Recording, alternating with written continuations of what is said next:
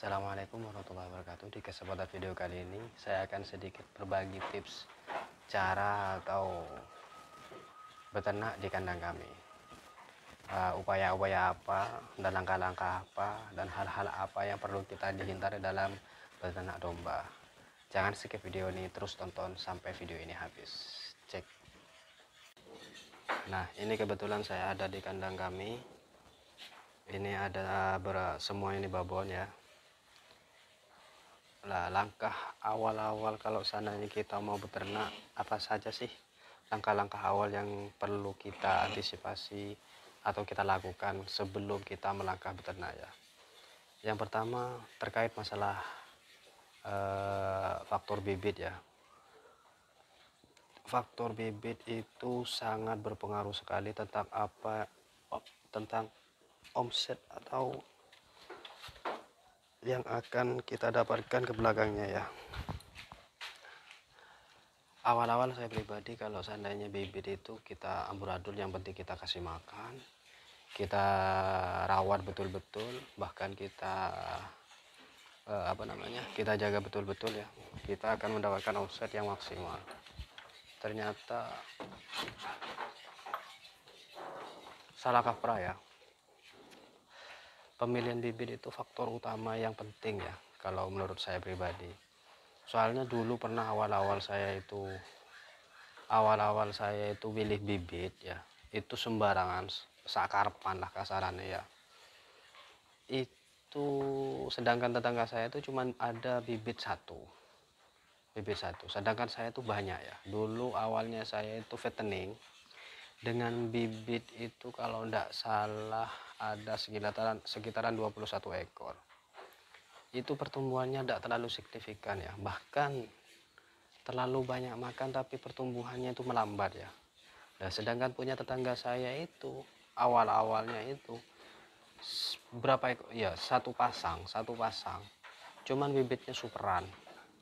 Itu pertumbuhannya dalam berapa bulan itu sudah jauh, bukan 11-12, bahkan 11-15 lah kasarannya ya. Nah, justru itu saya mulai untuk memilih bibit, bahkan untuk mencari bakalan-bakalan yang menurut saya lumayan bagus lah ya. Itu sangat berpengaruh besar ya.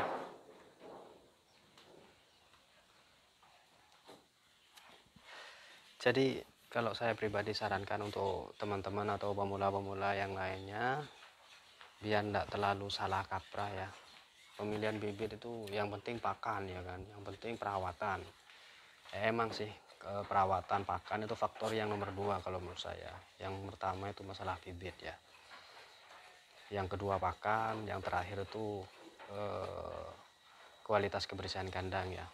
Nah, yang sebenarnya faktor yang pertama itu masalah kandang ya. Kalau kandang saya pribadi itu saya sarankan tidak terlalu molok-molok lah kalau masalah kandang. Yang penting strategis, sirkulasi udaranya normal ya, lancar, tidak amonia, tidak terlalu kasarannya tidak terlalu menyengat, insya Allah bagus ya buat domba itu sendiri ya.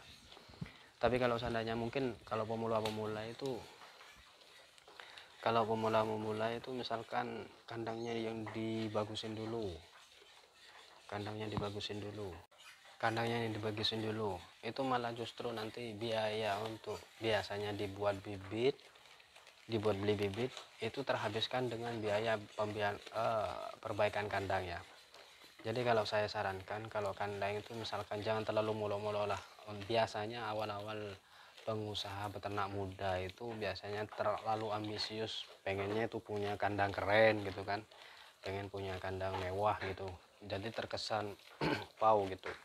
Padahal kandang itu kalau seandainya kita bisa upayakan seminimalisir mungkin dengan biaya yang akan dibuat, insya Allah akan nanti kita bisa sisa dari perbaikan kandang atau bikin kandang itu bisa kita alokasikan untuk pembelian bibit ya. Soalnya kenapa? Saya pribadi tuh awal-awal kayak gitu juga. Jadi saya sarankan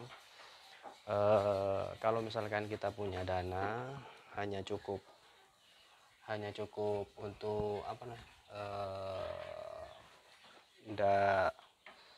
tidak terlalu banyak biaya ya, saya sarankan untuk pembuatan kandang agar tidak terlalu mewah gitulah ya, biasa aja lah ya, biasa aja. Awal-awal saya dengan biaya yang mungkin ya bisa dikatakan minim lah ya, hanya bermodalkan tekad dan niat saja ya waktu itu. Jadi yang awalnya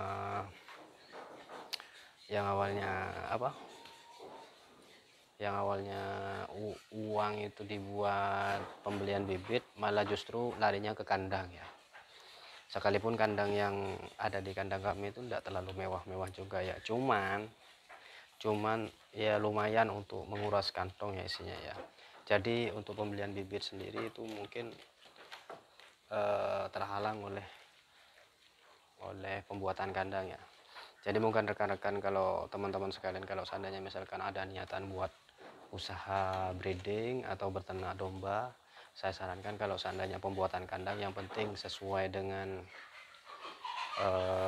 standar operasionalnya ya, yang penting aman, nyaman, terus terhindar dari gangguan-gangguan yang bisa mengakibatkan dalam peternakan itu terganggu. Saya yakin faktor kandang itu nomor terakhir lah kasarannya. Yang pertama ada bibit ya, yang nomor 2 kualitas pakan, dan yang 3 kandang ya. Nah yang terakhir ini kita mengenal masa-masa obat-obatan ya.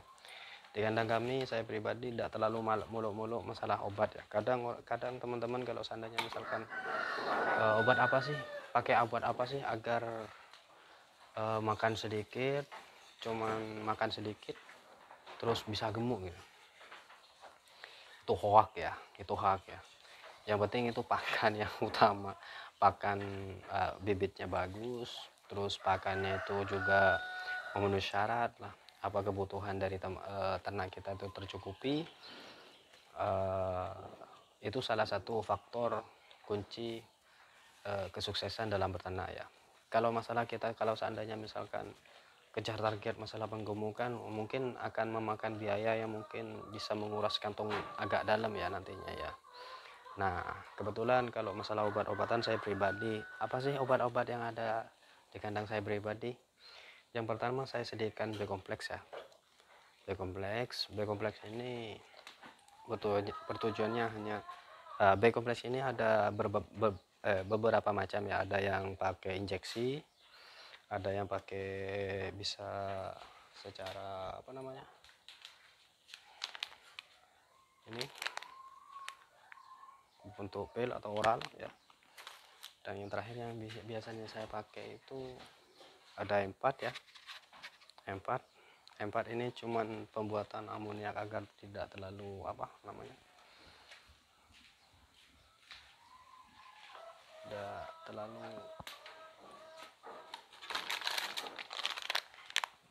nah yang terakhir ada mineral. Kalau mineral ini fungsinya, kalau seandainya misalkan teman-teman, kenapa saya pakai mineralnya fungsinya fungsinya agar pertumbuhan tulang ya, cuman agar pertumbuhan tulang aja kuat ya. Nanti akan saya jelaskan fungsi-fungsi atau obat-obatan ini di video selanjutnya ya. Untuk sementara ini saya akan sedikit saja akan memberikan pengalaman saya pribadi, agar peternak-peternak awal-awal teman-teman sekalian setidaknya lah bisa menghindari hal-hal yang pernah saya alami ya. Semoga video ini bermanfaat. Jangan lupa like, share, dan komen. Karena saya pribadi saya tidak bermaksud untuk menggurui teman-teman sekalian. Saya cuma ingin berbagi pengalaman yang sedikit membuat saya terhambat dalam usaha penggemukan atau usaha peternakan ini ya. Semoga video ini bermanfaat. Jangan lupa like, comment, share di sosmed teman-teman sekalian. Sampai jumpa di video selanjutnya. Salam peternak muda Indonesia. Bye.